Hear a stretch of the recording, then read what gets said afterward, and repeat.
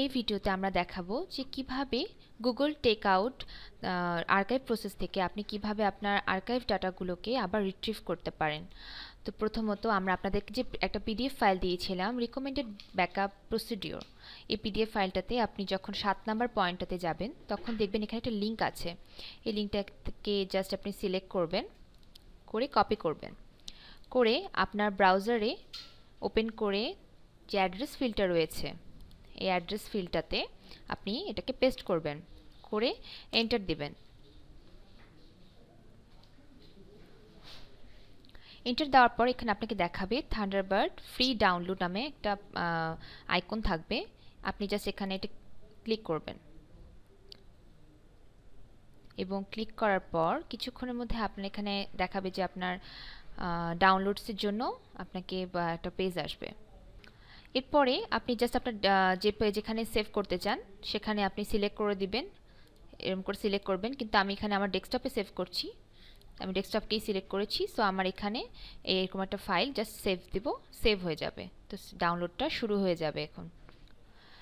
এরপর যখন আপনার ডাউনলোডটি কমপ্লিট হয়ে যাচ্ছে, এরপর আপনি দেখবেন এখানে যে ফোল্ডার দেখাচ্ছে, আপনি এখানে আপনার রাইট বাটনটা ক্লিক করবেন। করার পরে আপনি দেখতে পাবেন এখানে লেখা আছে শো ইন ফোল্ডার। আপনি এখানে ক্লিক করলে আপনার যেখানে আপনার ডাউনলোডটি কমপ্লিট হয়েছে সেখানে পাথটা দেখাবে। এই ফাইলটা exe যে ফাইলটা দেখা যাচ্ছে এটাকে আপনি ডাবল ক্লিক করবেন, তারপর এটা এক্সট্রাক্ট হওয়া শুরু হবে।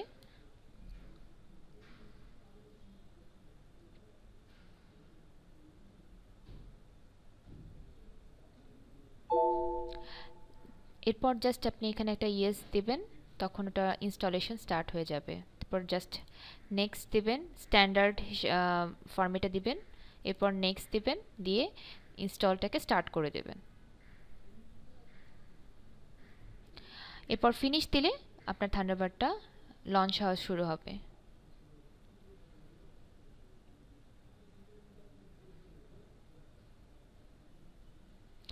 এরপর আপনাকে দেখাবে একটা সিস্টেম ইন্টিগ্রেশন। তো আপনি এখানে জাস্ট এখানে সেট অ্যাজ ডিফল্ট দিবেন। তারপর আপনাকে এখানে দেবে, আপনাকে জাস্ট একটা এরকম লেখা আসবে skip this and use my existing email. আপনি এটাতে ক্লিক করবেন, করার পরে জাস্ট আপনার একটা ইউজার নেম দিবেন, নর্মাল আপনার যেটা মন চায়। আবার আপনি আপনার তখন ইমেল অ্যাড্রেস দিবেন। তো আপনার যে ঢাকা.নেটের অ্যাকাউন্টটা রয়েছে সেটার ইমেল অ্যাড্রেস লিখবেন। তো আমি এখানে আমাদেরটা লিখছি।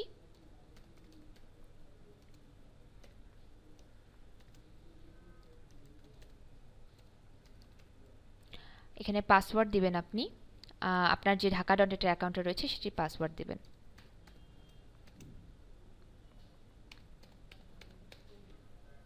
দিয়ে জাস্ট কন্টিনিউ করবেন।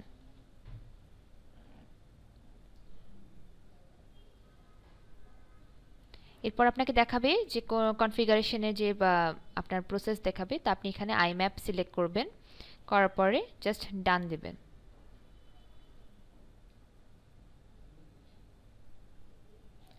এরপর দেখাবে আপনাকে থান্ডারবার্ডের আপনার যে অ্যাকাউন্ট আছে এটা ইন্টিগ্রেট হয়ে যাচ্ছে।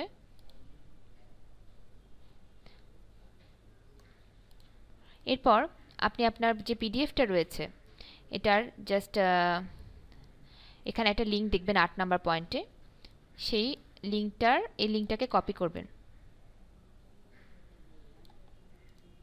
কপি করার পর আপনার যে ব্রাউজারের একটা ট্যাব ওপেন করে সেখানে জাস্ট এটাকে পেস্ট করবেন, করে এন্টার দিবেন।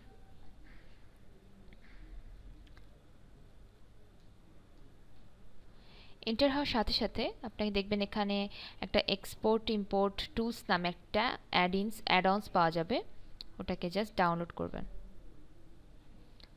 আপনি আপনার ডেস্কটপে এটা সেভ করতে পারেন। সেভ হয়ে যাওয়ার পরে আপনি এখন আপনার থান্ডারবার্ডে আবার যাবেন। যাওয়ার পরে আপনার থান্ডারবার্ডে এখানে কর্নারে একটা আইকন রয়েছে, এখানে সিলেক্ট করবেন, করার পর লেখা থাকবে অ্যাড-অনস। এখানে সিলেক্ট করলে আপনার একটা পেজ যেটা আসছে, এই জায়গায় অ্যাড-অনসের এখানে যে সেটিংসের যে একটা গিয়ার সাইন আছে এখানে আপনি ক্লিক করবেন, install add-on form file select করবেন। করার পরে আপনার যেখানে আপনার ওই ফাইলটা সেভ হয়েছে অ্যাডঅনসটা সেটা সিলেক্ট করবেন। তো আমি আমার এখানে ডেস্কটপে সিলেক্ট করেছি, তো আমি ডেস্কটপের এই ফাইলটাকে আমি এখানে সিলেক্ট করব, দিয়ে ওপেন দিব। আমাকে শো করবে ইনস্টল করার জন্য, আপনি জাস্ট এখানে ইনস্টল নাও দিবেন।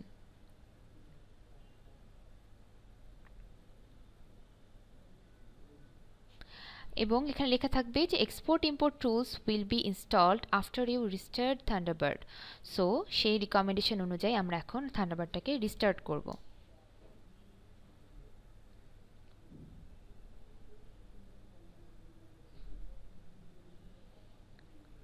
রিস্টার্ট হয়ে যাওয়ার পর যখন থান্ডারবার্ডটা আবার নতুন করে স্টার্ট হয়েছে, আমরা এখন চেক করে দেখব যে আমাদের এই যে আপনার যে নতুন যে ঢাকা.net অ্যাকাউন্টটা হয়েছে এটা সিঙ্ক হয়ে গিয়েছে, এবং আপনার যে নতুন অ্যাকাউন্ট আপনাকে আমরা দিয়েছি সেটাতে সবগুলো ইমেল শো করছে, ইনবক্স, আপনার সেন্ড আইটেমস, মেইল সব কিছু দেখাবে এখানে।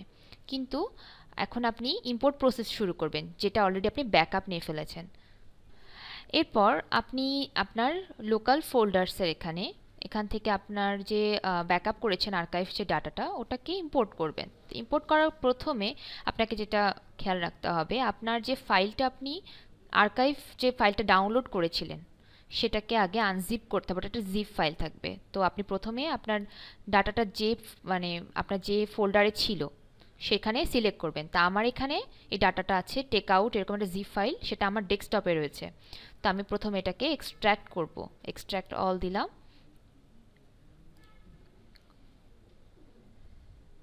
এবং এটা এক্সট্র্যাক্ট হয়ে গেল।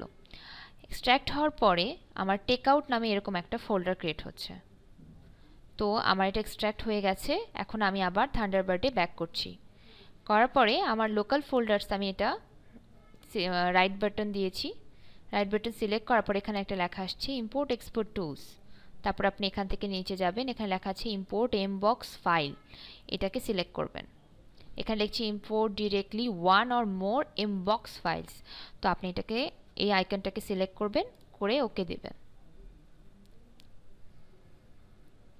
এরপর আপনাকে যে জিপ করে যে আনজিপ করেছেন ফাইলটা এটাকে সিলেক্ট করবেন। ওপেন করার পর এখানে টেক আউট নামে একটা ফোল্ডার রয়েছে। এরপর নিচে যে দেখবেন মেইল নামে একটা ফোল্ডার রয়েছে। এই ফোল্ডারে ঢোকার পর একটা ফাইল পাবেন, all mail including spam and trash dot mbox নামে একটা এমবক্স টাইপের একটা ফাইল পাবেন। এই ফাইলটাকে সিলেক্ট করবেন এবং দেখবেন আপনার এখানে আপনার যে অল মেইলগুলো আছে যেগুলো আপনি ইম্পোর্ট করেছেন এগুলো অটোমেটিক এখানে সিঙ্ক হয়ে গিয়েছে। তো আপনি চাইলে এই অ্যাকাউন্টের যে মেইলগুলো আছে এখান থেকেও এটাকে অ্যাক্সেস করতে পারছেন, এখানে সব কিছু দেখতে পাচ্ছেন, আপনার কোনো প্রবলেম ফেস করছেন না। আপনি চাইলে এটাকে আপনার যে এক্সিস্টিং যে ঢাকা.net অ্যাকাউন্ট রয়েছে এখানে এটা আবার ইম্পোর্ট করতে পারেন, কিন্তু আমরা প্রেফার করব স্যার আপনারা এটা যদি না করেন এটাই বেটার হয়, কারণ আমাদের এখানে ফাইলের সাইজটা কম, আমরা কম মেইলের দিয়ে আপনাদেরকে দেখাচ্ছি, কিন্তু আপনাদের অনেকেরই 15 জিবির মতো ফাইল থাকতে পারে। তো তাদের ক্ষেত্রে দেখা যাবে যে যখন আপনি এটাকে ইম্পোর্ট করছেন ঢাকা.net-এর আপনাদের অ্যাকাউন্টের মধ্যে এই ইনবক্সে যখন আপনি ইম্পোর্ট করার চেষ্টা করবেন দেখা যেতে পারে যে আনইন্টারাপশন, যদি আপনার কোনো ইন্টারনেট কানেকশনটা ইন্টারাপশন হয়ে যায় বা আপনার স্পিড কম থাকে তো সামহাও আপনার ডাটাগুলো লস হয়ে যেতে পারে। সো এটা অনেক বেশি রিস্কি হয়ে যাবে। তো আমরা আপনাদেরকে রিকমেন্ড করব যেন আপনারা এটা বেশি ডাটা থাকলে আপনি না করেন, আপনাদের ডাটার সেফটির জন্য বলছি। কিন্তু যদি আপনি একান্তই আপনার ডাটা কম থাকে এবং আপনি করতে বেশি ইচ্ছুক হন, আপনি এটা এনশিওরিটি দিতে পাচ্ছেন যে আপনার ইন্টারনেট কানেকশন আনইন্টারাপ্টেড থাকবে, তাহলে স্যার আপনি অল মেইলসের এটা সিলেক্ট করবেন, করে জাস্ট আপনার ইনবক্সে ড্র্যাগ অ্যান্ড ড্রপ করলেই আপনার ওটা অটোমেটিক ইম্পোর্ট শুরু হয়ে যাবে। তো যদি এটা না করেন তাহলে স্যার আপনাকে জাস্ট আপনি নর্মালি যেভাবে আপনার মেইলগুলো আছে এখান থেকে আপনি আপনার ইনবক্সগুলো প্রপারলি চেক করে দেখতে পারবেন। আশা করছি আপনাদের এখানে মেইলগুলোকে সিঙ্ক করতে বা এখানে চেক করে দেখতে আপনাদের কোনো প্রবলেম হবে না। আপনারা এই টুলস দিয়েও চাইলে আপনার মেইলগুলো সেন্ড রিসিভ করতে পারবেন।